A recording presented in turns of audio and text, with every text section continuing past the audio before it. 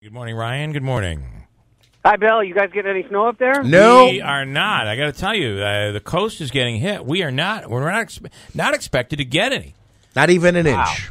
But listen, I've got 2 feet of snow on my roof. The last thing I want is more snow, and it looks pretty quiet, our forecast here. How about you? Well, we were supposed to get pelted. In fact, I started early this morning, expected to be on TV all morning talking about the snow, and at 6 a.m. there was still grass on the National Mall. It's starting to come down now, though, and we could end up with like 3 to 5 inches. All right. It's not terrible, but, down here it's a lot different than it is up there. Well, 3 to 5 there can be a little, it slows everything down, right? Yeah, they've shut everything down. The federal government shut down. The city government shut down. All the schools are closed. So was this before the snow or after? Yeah, before a flake fell. All right. Well, there's so many. Literally shut down everything. So many places to go here. I was watching. Here's a meteorologist last night talking about the looming shutdown of the federal government tomorrow. I'm quite worried of the shutdown. And now they've done it. They did it. I thought they were going to wait until Friday, but they've done it.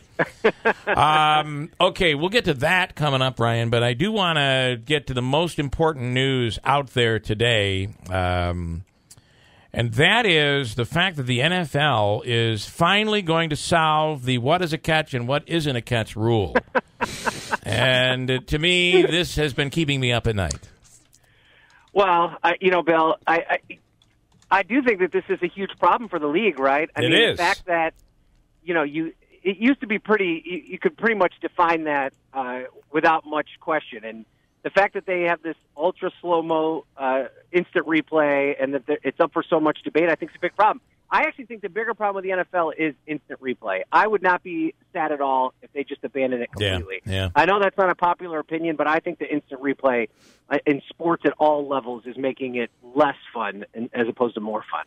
2 points on the NFL. One, this rule change, as a point of reference, they're saying the Dez Bryant catch in the Packers game 3 years ago, when he fell to the ground, clearly looked like a catch, was overturned. That would have been considered a catch. And just this past season, that epic Steelers-Patriots game where the tight end made the game-winning touchdown, so we thought, and then it was overturned, that would have stood under these new rules. So what just about as a the point Calvin of reference. Benjamin catch in the Patriots game, in the Bills-Patriots game? That was a catch. Oh, that was right before the end of the half. No, that was stupidity, not interpretation of the rule, I think. Yeah. But the other thing is, when you talk about problems the NFL has, I don't know if anybody caught this. Not too many people talked about it. In addition to what McMahon is trying to do in a separate football league in 2020, one of the owners who was part of the XFL had launched yesterday with uniforms what is going to be called the American Football Alliance or the American Alliance of Football, something like that. And they're going to start the week after next year's Super Bowl. And they say there's no timeouts, there's no replays, there's no kickoffs, there's no extra points. And they are saying they're not a competitive league to the NFL, they're a complementary league. So I guess since we were talking about football. A complementary league to the NFL. NFL. So almost maybe like farm club system starting up? Or? I don't think it would go that far with an NFL affiliation, but you could see guys develop there and then move on to the NFL. All right, Ryan, let's do there's a lot to talk about. What is worthy? And if I were to choose the, think of it in the pyramid. It's how we do news, right? You start with the biggest story, and then you work your way down. In your eyes, what's at the top of the pyramid this morning?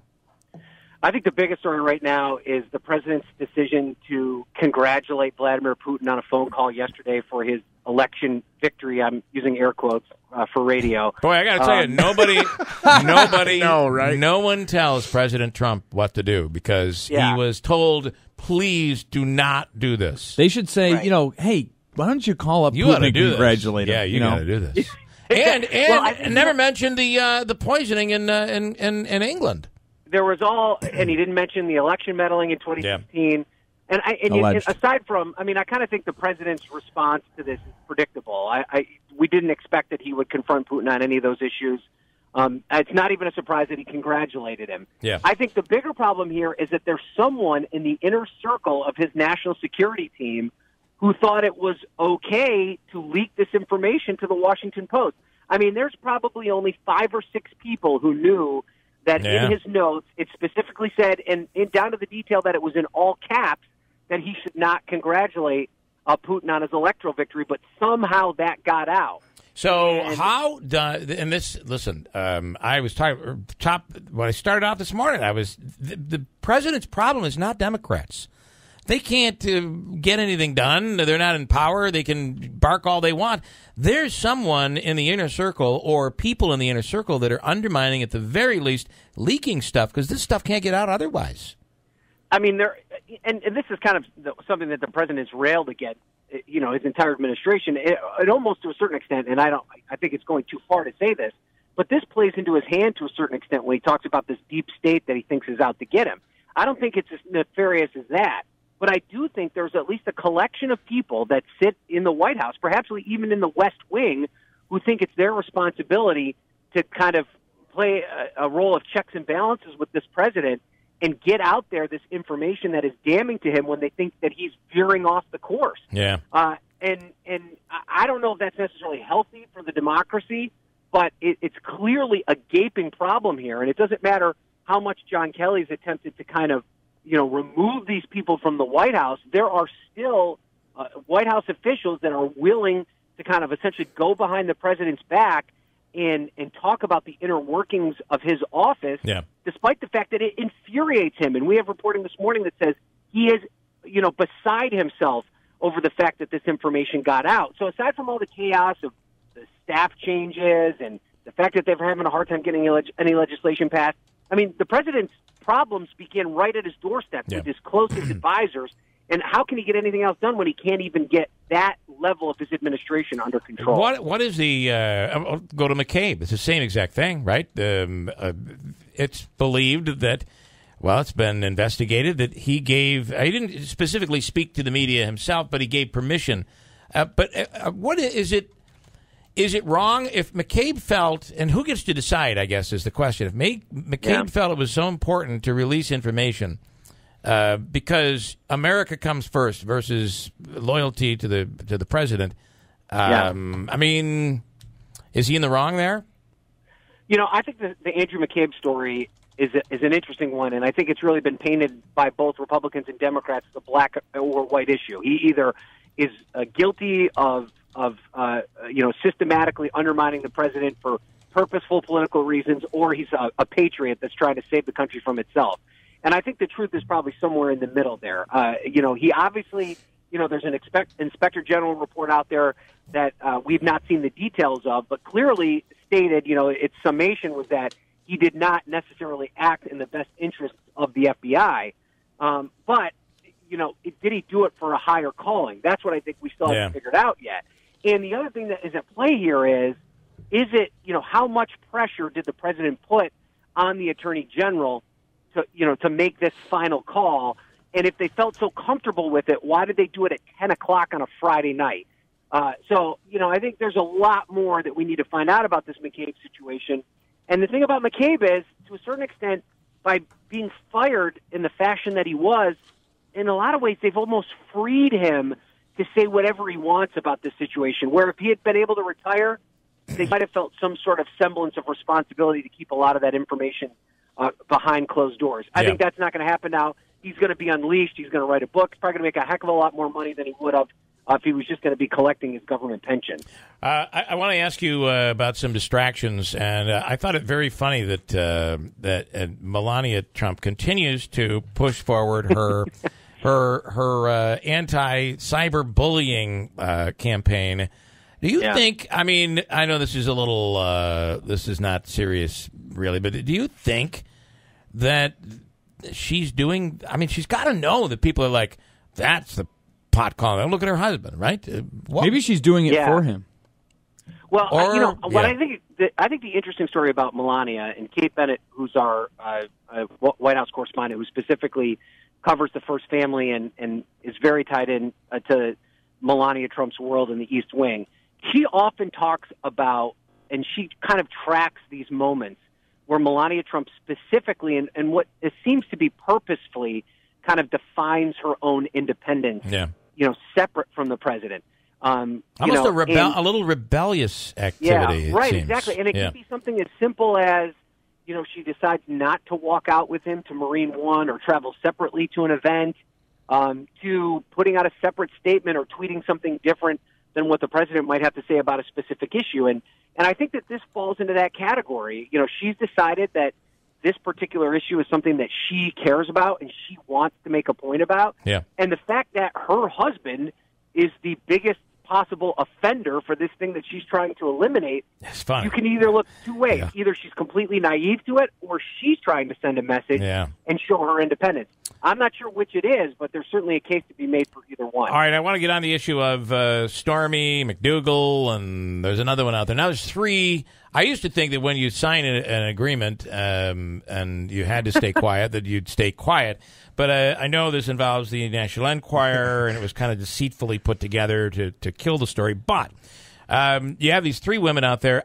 A question, are there any charges that anything inappropriate was done, or was this just simply an affair outside of the marital boundaries? That's A. And then B, I want to read you what Donna says. My question is, who cares? He's a gigolo. Everybody knew that. Nobody cared about Bill Clinton and his affairs. Nobody cared about Kennedy and his affairs, which was a different time because nobody really reported on that until afterwards. But if I were president, if our president was gay but was a good president, would it make a difference? If our president was a transgender, good president, would it make a difference? In today's world, I doubt anyone cares that Trump slept with many women. So starting with question A, what really happened? Is it sleeping with or some sort of an assault? What is it?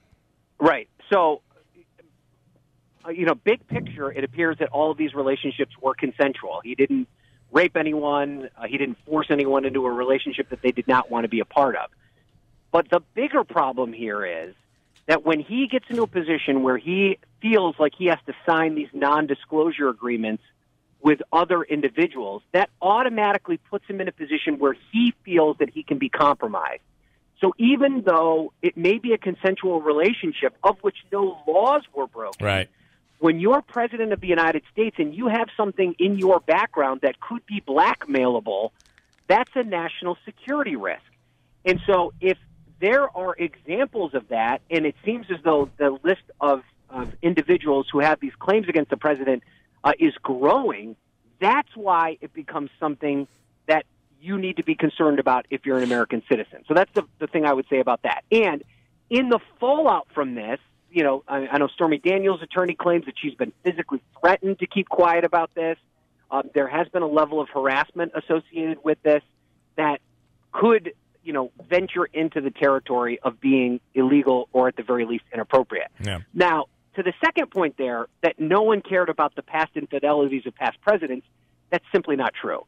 Bill Clinton was impeached because of the adulterous affair that he had while he was in the White House. It's something he's continued to have to beat back, and, there's been a new round of criticism leveled in his direction because of that. So it's not as if everyone just turned a blind eye to Bill Clinton's infidelities. It was heavily covered. It was something that everyone talked about. Yeah, he did survive it in his administration, but I don't think that there's some sort of new scrutiny that's being attached to Donald Trump that wasn't attached to Bill Clinton. That's simply not true. But what do you say to people who say, listen, everybody knew this when they voted for him. People knew all about this stuff when they voted for him. I do think that is a fair point, Bill. I don't think that this is not a surprising aspect of Donald Trump's background, and particularly, evangelical voters cried about, the infidelity of Bill Clinton and past Democrats seem to completely turn a blind eye to Donald Trump's conduct in that area. I think that's 100% true. But, again, this gets back to the national security aspect of it. That's fair. He's not been completely honest in this situation. I think that's a fair assessment. And as these situations continue to grow, that leads to more and more problems. So that's why it's not just about the sex. That's what, grabs people's attention. But there's a bigger problem here that has far more to do with whatever, relationship he had with these women. Well, and Andrew, like earlier, Andrew said, the Russian issue, allegedly. What isn't alleged, what seems to be a fact, is that there was Russian meddling in the election. That seems to be proven. The issue is not that. The issue is, was there collusion between the presidents? So you're mixing the two, but you can't blame Andrew. The president mixed those two a little bit as well. Well, yeah, and here's the question now with this bombshell reporting about Cambridge Analytica, this data research company that Steve Bannon and the Mercer family, who are, huge investors in Donald Trump and his campaign, are connected to. And, if a link is made between the Trump campaign, Cambridge Analytica, and then that tracks back to Russia, that could be where the smoke becomes a fire. And that is the growing story here, and the fact that this is all starting to be uncovered, this is where the links are going to start to be connected. Maybe it ends up being nothing, but the idea that we should just end this investigation because the president is just bored with it and is annoyed by it, I think is something that needs to happen. And even Republicans have said, let Robert Mueller let him do his thing, job, and let's get it over with. Ryan Nobles, as always, we appreciate it. We'll talk to you again next week. Thanks so much. Thank you, guys. Have a great day. Enjoy the snow we're not getting. Yeah, okay. I'll try to.